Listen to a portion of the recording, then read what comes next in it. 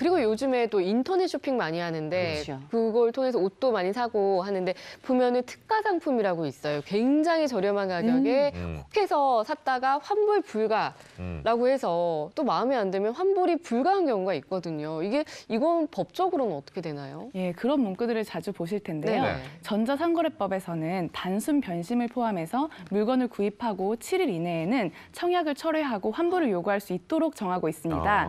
그리고 또 하나 중요한 것이 전자상거래법에서는 소비자에게 불리한 계약은 금지하고 만약에 그런 약정이 있을 경우에는 무효로 한다라고 정하고 있는데요. 네. 방금 말씀하셨던 이 경우에는 특가 상품이기 때문에 네. 교환 환불이 불가하고 예. 그러니까 신중하게 구매를 하셔라라는 그런 문구가 적힌 것을 볼 수가 있을 텐데요. 네. 이것이 바로 소비자에게 불리한 약정입니다. 그렇기 때문에 무효가 됩니다.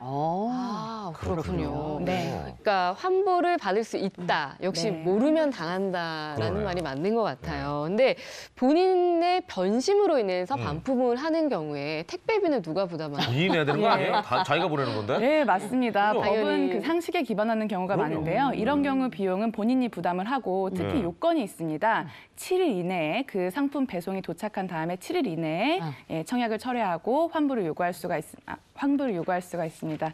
그리고 그 택배비는 본인이 부담을 해야 합니다. 그러니까 혜정 씨가 내야 되는 거예요.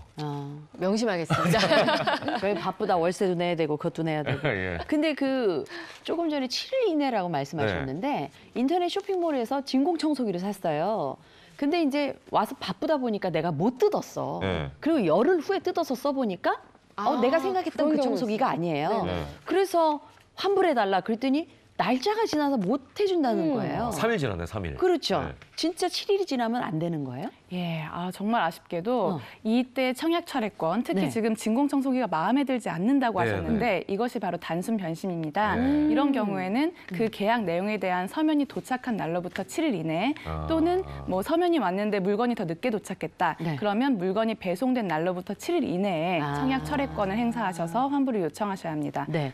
그런데 만약에 그 청소기가 단순히 마음에 안 드는 게 아니고 청소할 때 골프공도 빨아들일 만큼 그렇게 힘이 좋다 그랬는데 막상 써보니까 애가 휴지도 못 빨아들여. 아유. 그래서 10일 만에 써보니까 안 돼. 네. 그래서 내가 이거 바꿔달라.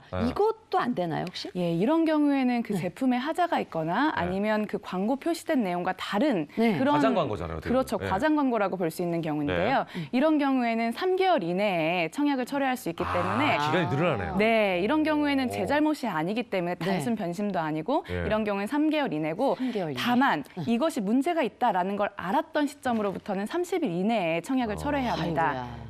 네. 그렇군요. 근데 이거 애매하네요. 알았던 시점. 저는 어제 알았는데요. 그럴 수 있죠. 그러니까 어쨌든 넉넉 잡아서 그 기간을 3개월로 주고 있으니까요. 예, 제품에 문제가 있거나 광고 표시된 내용과 다른 경우에는 네네. 3개월 이내에 환불을 요청할 수 있다고 생각하시면 됩니다. 예. 근데 또 네. 궁금한 게 이 경우에는 택배비는 또 누가 부담하는지. 택배비 진짜 가는군요. 왜냐면 이거 궁금하네요. 청소기는 크잖아요. 그렇죠. 네. 많이 들 수 맞습니다. 있거든요. 이 경우에는 제품 자체에 문제가 있거나 또는 광고 내용에 문제가 있는 경우이기 때문에 택배비를 판매자 측에서 부담을 하게 되고요. 네네. 예, 그리고 또 중요한 것이 이런 것을 청약 철회라고 하는데 네. 사실상 전화나 전자서면 그리고 내용증명 우편 등으로 할 수가 있습니다. 네. 근데 나중에 이게 분쟁으로 가는 경우를 대비했을 때에는 네. 내용증명 우편으로 또는 전화를 했을 땐 녹음으로 네. 증거를 남겨주시는 것이 좋습니다. 그렇군요. 아유, 아는 게 힘이네요. 그러네요. 꼼꼼하게 잘 살피셔서 손해보는 일 없길 바라겠습니다. 네. 오늘 말씀 여기까지 듣겠습니다. 고맙습니다, 두 분. 네, 감사합니다. 감사합니다.